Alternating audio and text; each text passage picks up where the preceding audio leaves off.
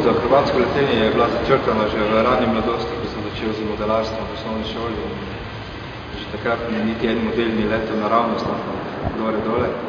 In v bistvu tudi potem z samim šolanjem za igralnega pilota smo v osnovnem šolanju imeli že določen kurs osnovnih akrobacij in seveda tam naprej je zadeva potem potekala tako do današnjega dne.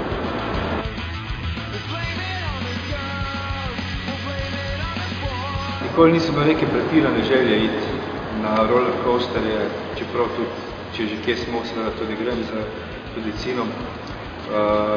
Adrenalinski odvisnik, ja, mogoče ne, ne vem, na akrobatsko letenje pač ne gledam na to z te perspektive.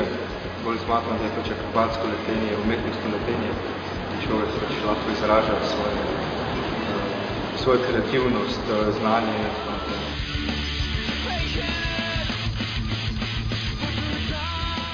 Za akrobatsko letenje najprej moraš seveda opraviti vse tečaje za športnega pilota, si nabrati dovolj izkušenj, da lahko sploh pričneš z šolanjem za visoke akrobacije. In seveda potem v nadaljevanju moraš pristopiti k izpitu, dobiš osnovno licenco, da lahko to izvajaš, vendar nadaljevanje poti akrobatskega pilota so zelo različne. Nekateri se pač podajo v smer, ki se zadovoljijo z nekimi osnovami, drugi nadaljujejo z tem, da prihajajo do neke perfekcije, do vrhunskosti in se potem udeležujejo svetovnih evropskih prvenstev.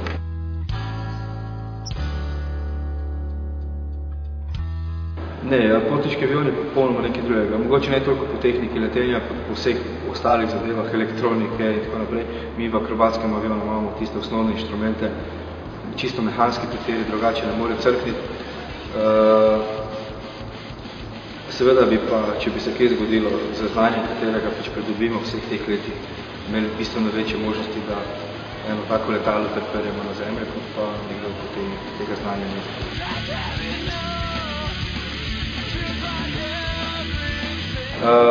Maksimalna dovoljena hitrost je 400 km/h, 410.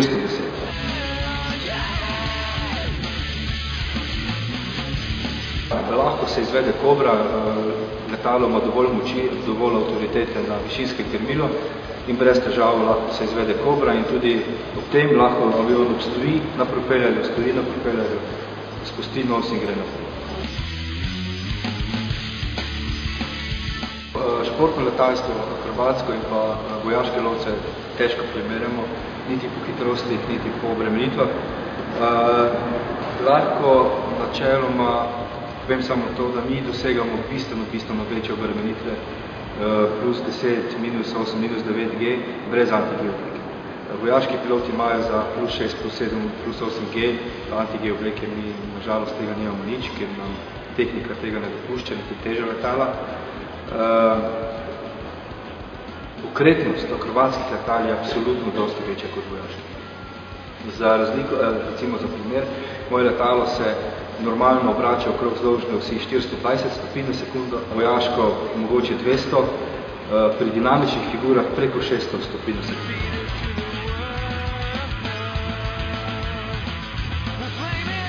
V Španiji smo imeli dve Alteji XL, da smo bili z njimi res zelo zadovoljni.